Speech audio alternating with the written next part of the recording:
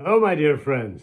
This is Rabbi Aharon Dobinsky coming to you today from the holy city of Jerusalem in the beautiful state of Israel.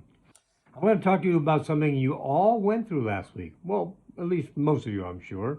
If you were in shul last week for Shavuos, you listened to Megillah Ruth, the story of Ruth. The story of Ruth is an exceptional story for a multitude of reasons, and I'm only going to cover a couple of them today because I think they're really important for us to concentrate on. Now, Ruth was from Moab. Now, just to set the stage for you, for those of you who weren't there last week, she and her mother-in-law and her sister-in-law. These are two daughters who were married to the sons of Naomi, and they all came to the land of Moab because there were problems where they were living, and they needed to get to a place that was more friendly for them. So they came to Moab. Well, they were there for a period of about 10 years, at which point Naomi's husband died. A little bit later, the two brothers who were married to Ruth and her other sister also died. So they were free to go now. They could go home. And that's what they were told to do. Their mother Naomi told them very clearly, look, I'm not that young anymore. Doubtful I'm going to have any more boys. And even if I did, are you really going to wait around until they grow up so you can marry them? So why don't you go? You're both beautiful. You're both wonderful. Go and go do something. And that was a great advice, really. She gave them good advice for somebody of that time. And the other sister-in-law, she went, but not Ruth. Why not Ruth? Not only this, but we're told that Moabites and Ammonites cannot marry into the congregation of Israel. Wow. But they did. They did. And let's take a look at why they were allowed to do this. The rabbis have come after the fact and have said, because it says Moabites, not Moabitesses, Ammonites, not Ammonesses. That, in other words, it was the men who were prohibited from marrying into the land of Israel. Why were they prohibited from marrying in? And how long? They were prohibited because when the children of Israel came through after leaving Egypt, they were not met on the road by these people who should have offered them bread and water at the very least to help them on their way. Well, the women could have done that too. But in that time, women didn't do that.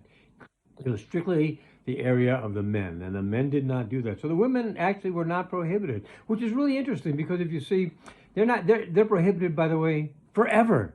It doesn't say, in 4 or 5 generations we'll forget about this and everything will go back to normal. No, it was forever. For eternity is the word that is used. It's for eternity. They could not marry into the children of Israel. Yet these women did.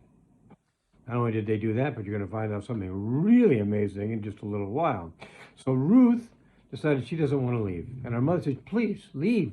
It's best for you. Leave. And Ruth said the immortal sayings, where you go, I will go. Where you lodge, I will lodge. Your people will be my people, and your God will be my God. Wow. That's quite a mouthful for somebody who was prohibited, if she were a man, from even marrying into the Jewish people. That's quite a mouthful. It's an amazing declaration. And what it does is it gives us an insight into this woman, Ruth the Moabitess, why she was such a wonderful person and as a result of this happened. See, she decided she would stay with her mother, and she devoted her life. I don't mean she came to visit on Tuesdays and Thursdays. I mean, she devoted her rest of her life to being with her mother-in-law, who was no longer really her mother-in-law because her husband was dead. So she decided she was going to stay, and she put this other person first. This is loving kindness, the likes of which we rarely see. To put someone else's needs ahead of your own. It's an amazing thing. Now Rabbi Nachman tells us we need to look for the good in everybody, and that in everybody there's some good, even if it's just a little teeny tiny bit. It's a little bit. But we have to look for it anyway, because it's important that we try to see the best in everybody. Remember, Hashem created man in his image. So how can you not at least be kind to somebody like that? At least be understanding. Now, I'm not saying go out and find every cat and dog on the street and every miserable human being and bring them to your home and have them for dinner. Not saying that at all. What I am saying is find something that's good. My father, Alva Shalom, he used to, when I was a kid, he used to say, you could always say to somebody, you sweat less than a fat person I know. Now, that's not very nice. But again, it sounds better. It's still not nice. You want to be able, if you can't say something nice, this is something he also told me, if you can't say something nice, don't say anything at all. And this is a very important lesson for us to learn. So here we have Ruth, the Moabitess, being with her mother, Naomi, and taking care of her, giving up her whole life to her. And Naomi guided her at this point to Boaz, who she would later marry for only a day. It only lasted a day, and Boaz perished. He died. But that's not the point. It led her to a whole different life.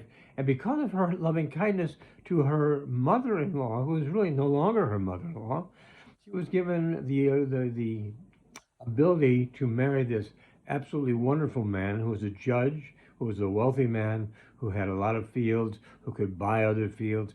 She had the opportunity to do all of this. Not that that's why she did the one. She didn't do the one saying, well, if I'm nice to her, maybe something nice will happen to me. I can't crawl inside of her head and say she didn't think that, but nowhere does it mention that. And had that been an important point, it certainly would have been mentioned. So here's this woman full of loving kindness.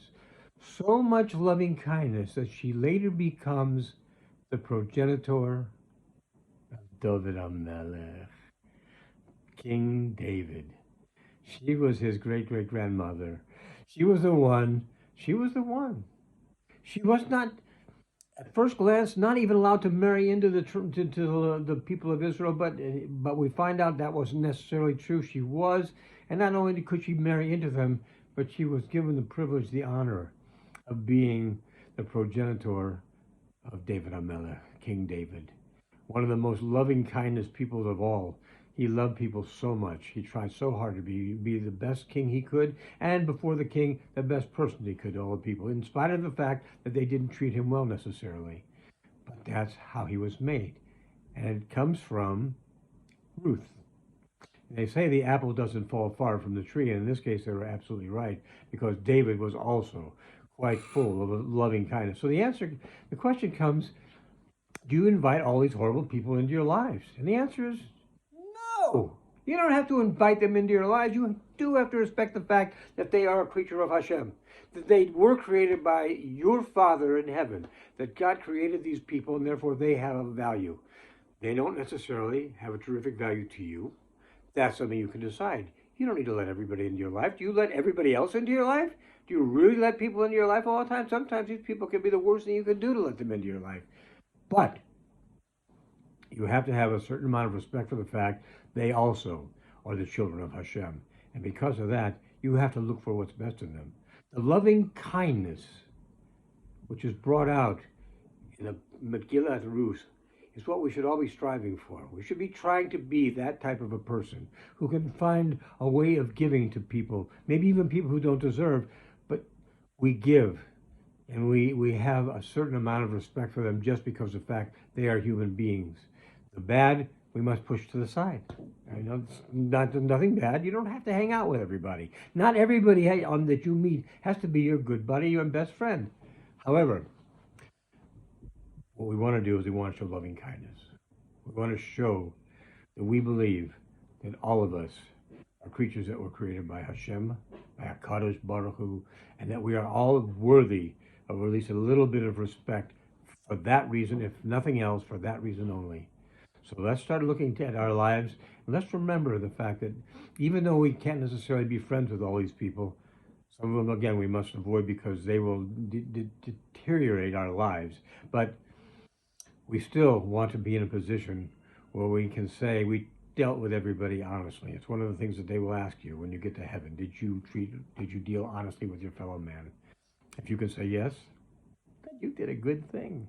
And your life is going to be much better. So for right now, my friends, have a great Shabbos, a great week ahead.